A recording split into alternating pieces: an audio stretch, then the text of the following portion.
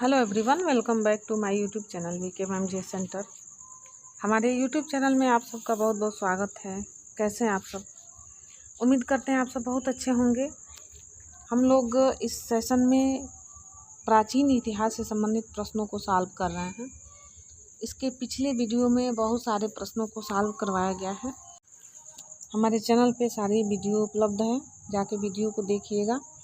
Video अच्छा लगता है तो हमारे चैनल को सब्सक्राइब करिएगा, लाइक शेयर कमेंट अवश्य करिएगा। हम लोग प्रश्न की तरफ चलते हैं, देखते हैं। पहला प्रश्न है, निम्नलिखित को सुमेलित कीजिए। इसमें स्थल का नाम दिया है और संस्कृति दिया है।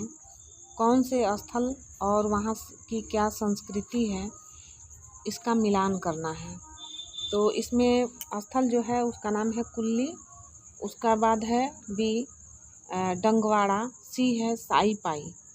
तो इस प्रश्न में स्थल से संस्कृति को मिलाना है। तो हम लोग देखते हैं कि जो कुल्ली है, कुल्ली नामक स्थान जो है वह किससे संबंधित है। तो दूसरे कॉलम में हम लोग आएंगे तो दूसरे कॉलम में जो तीसरा है बलूची संस्कृति, इससे संबंधित है। उसके बाद बी जो है डंगवाड़ा, यह किससे संबंधित है। तो यह मालवा संस्कृति से संबंधित है।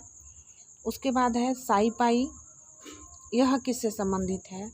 तो इसका संबंध किससे है। तो गेरुवाड़ी मृदभांड संस्कृति से साईपाई का संबंध है।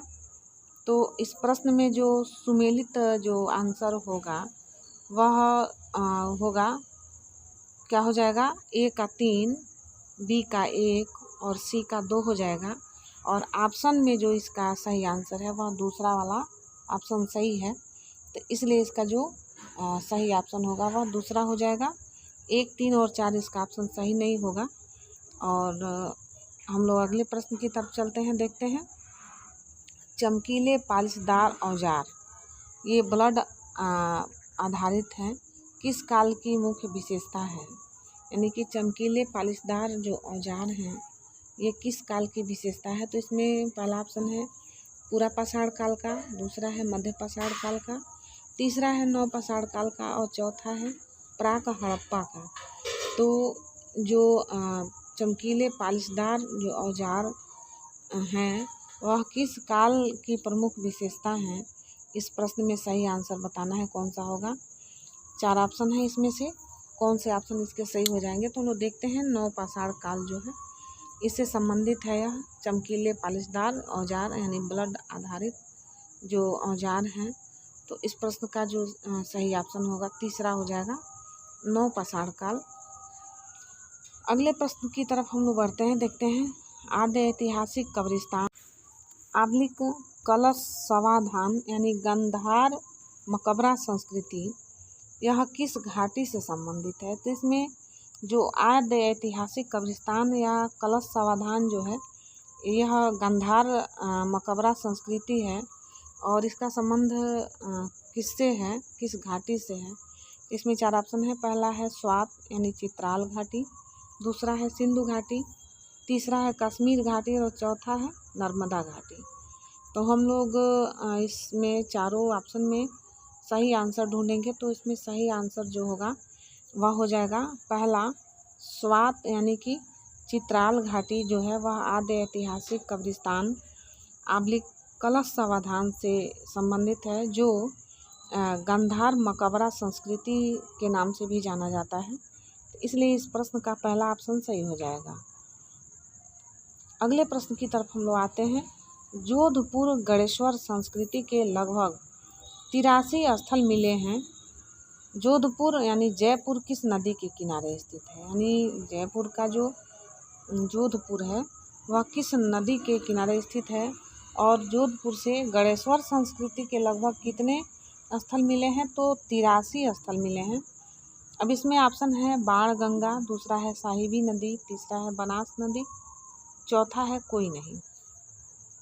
तो यह जो जोधपुर जयपुर जो है यह किस नदी के किनारे बसा है, जहाँ से गणेश्वर संस्कृति के लगभग 83 स्थल मिले हैं। तो इस प्रश्न का जो सही ऑप्शन होगा वह हो जाएगा दूसरा साहिबी नदी, यानी कि यहीं से जोधपुर गणेश्वर संस्कृति के 83 स्थान मिले हैं, यानी कि वो स्थल मिले हैं। तो उसका नाम है साहिबी नदी।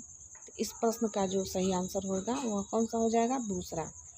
अगले प्रश्न पे हम लोग आते हैं, किस स्थल से तांबे गलाने की तकनीकी यानी कि मनके, लेपिस लेजुली लाल बर्तन मिले हैं जो हड़प्पा सभ्यता की रंगपुर स्थल के ये साम्य रखते हैं, यानी कि ये जो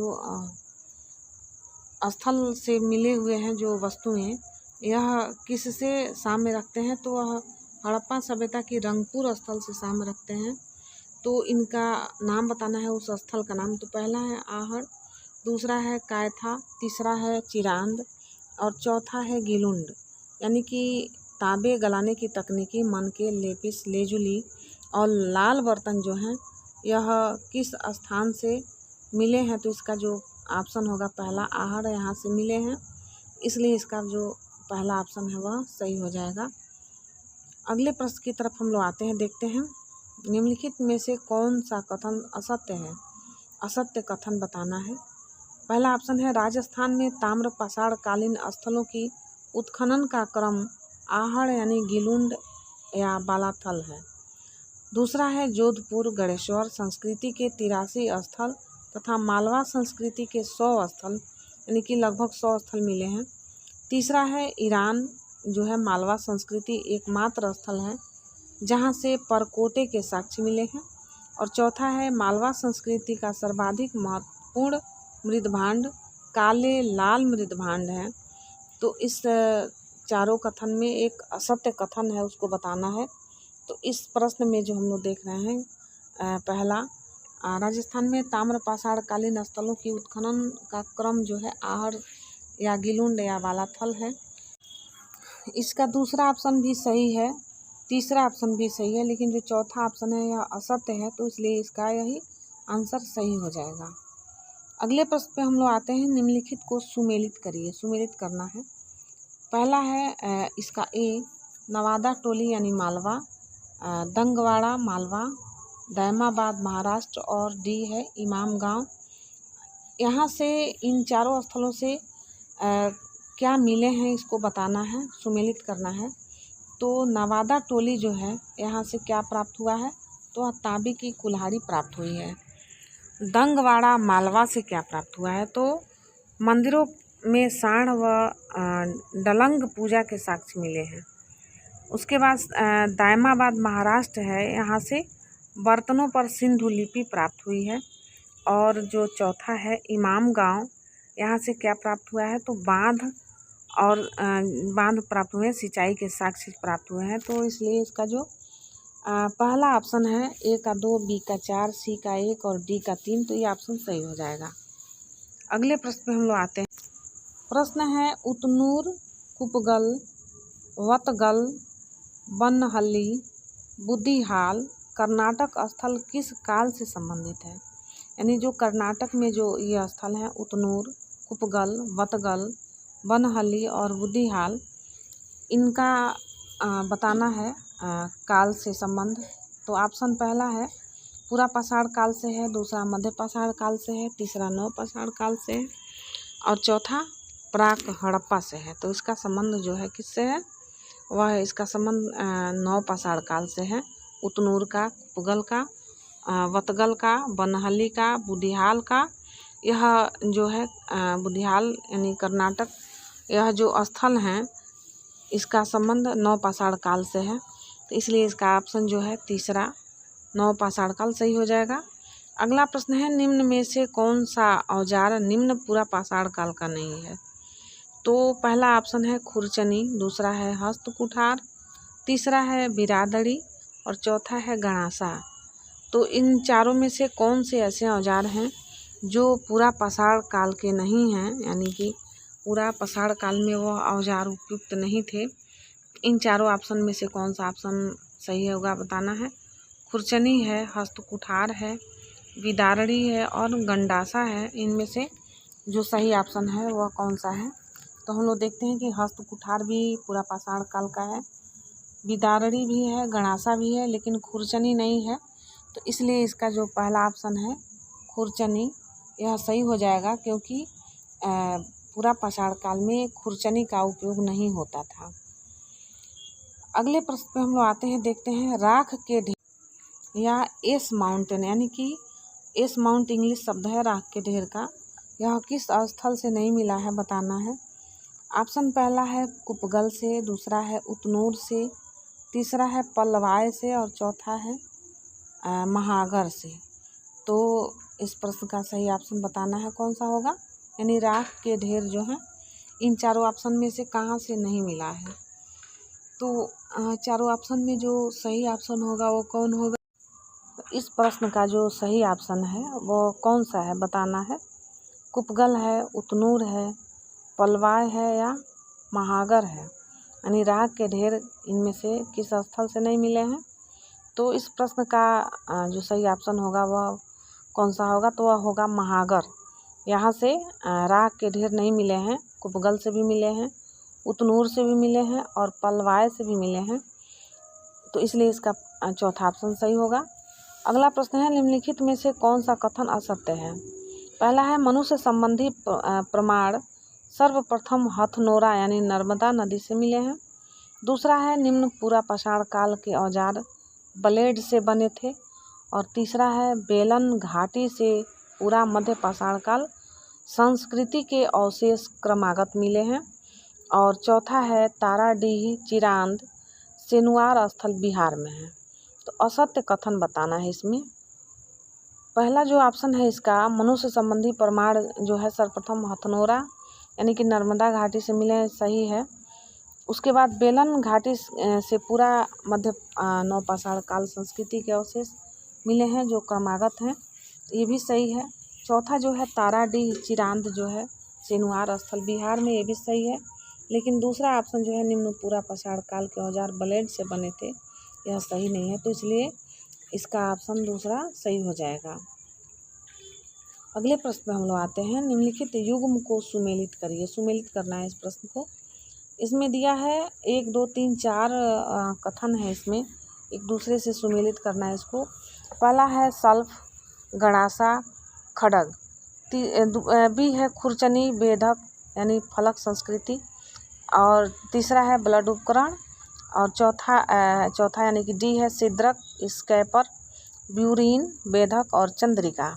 तो ये किस काल से प्राप्त हुए हैं ये बताना है इसमें सुमेलित करके। इसमें जो पहला एक का जो है सल्फ गणासा और खंडक ये कहाँ से मिले हैं, तो ये निम्न पूरा पाषाण काल से प्राप्त हुए हैं। बी है खुरचनी बेधक यानी कि फलक संस्कृति किस काल से प्राप्त हुए हैं, तो ये मध्य पूरा पाषाण काल से ये प्राप्त हुए हैं।